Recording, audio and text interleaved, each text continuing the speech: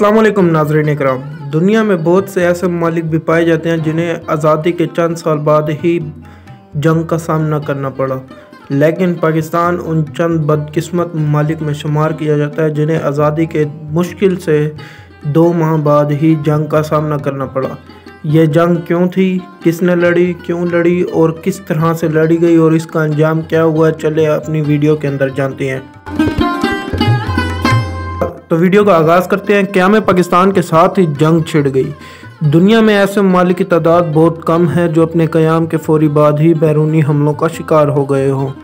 पाकिस्तान का शुमार भी इन्हीं ममालिक की फहरिस्त में एक है जिसे आज़ादी के 2 माह बाद ही जंग का सामना करना पड़ा।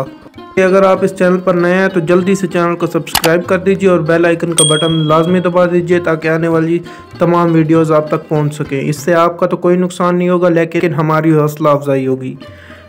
कहानी कुछ यूँ है कि सन 1947 में कश्मीर का शुमार हिंदुस्तान की उन 560 रियासतों में से था जिन्होंने बंटकर पाकिस्तान और भारत 2 आज़ाद मुल्क बनाने थे।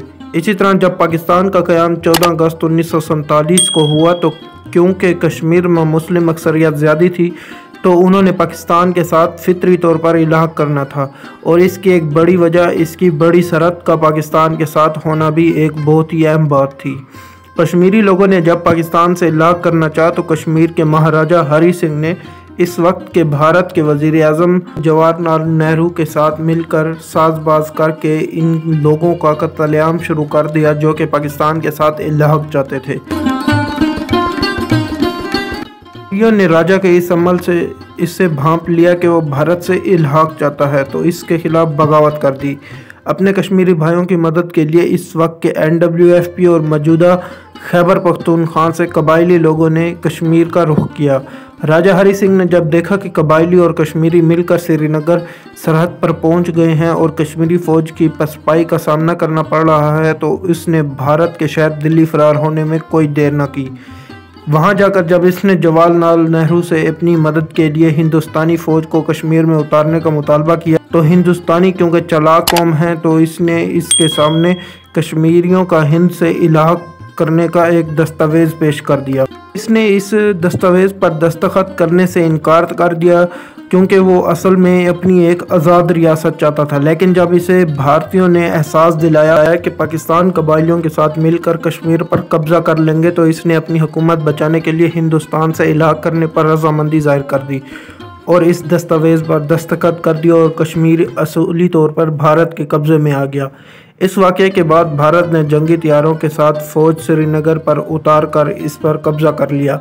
इस वक्त पाकिस्तान के वसाइल से महरूम फ़ौज क्योंकि पाकिस्तान को आज़ाद हुए 2 माह भी मुश्किल से हुए थे और हिंदुस्तानियों ने पाकिस्तान के वसाइल पर कब्ज़ा कर लिया था कि बरतानवी सरबराह जनरल डगलस ग्रेसी ने कायद-ए-आज़म के वाज़ेह अहकामात के बावजूद कश्मीर में फ़ौज उतारने से इनकार कर दिया। जब भारत ने कश्मीर पर अपनी पकड़ मजबूत कर ली तो जनरल ग्रेसी को फ़ौज भेजने पर कोई एतराज़ न रहा, लेकिन जाहिर सी बात है कि पानी अब सर से ऊपर गुजर चुका था और पाकिस्तान को शिकस्त रोज़े रोशन की तरह नज़र आने लगी थी। फिर भी कबायलियों और पाक फ़ौज ने मिलकर गिलगित बल्तिस्तान और आज़ाद कश्मीर का कामयाब दिफा किया। जंग जारी थी कि भारत इस मामले को अक़वाम मुत्तहिदा में ले गया। अक़वाम मुत्तहिदा ने कश्मीर में हक़ रायदही की करारदाद मंजूर की, लेकिन इसमें एक और नाइंसाफ़ी कर दी गई कि इसमें भारत को वापस जाने के बजाय पाकिस्तानी फ़ौज को कश्मीर से वापस बुलाने पर फ़ैसला दे दिया। ये पाकिस्तान के साथ इन हज़ारों नाइंसाफ़ियों के साथ एक और नाइंसाफ़ी कर दी गई। कायद-ए-आज़म पहले वाली नाइंसाफ़ियों पर तो खामोश रहे लेकिन इस नाइंसाफ़ी पर बोल उठे। करारदाद पर उन्होंने अपना रद्द-ए-अमल देते हुए कहा कि इस गैर मुनसिफाना करारदाद को मुस्तरद करते हैं और इसे हम मंजूर नहीं होने देंगे।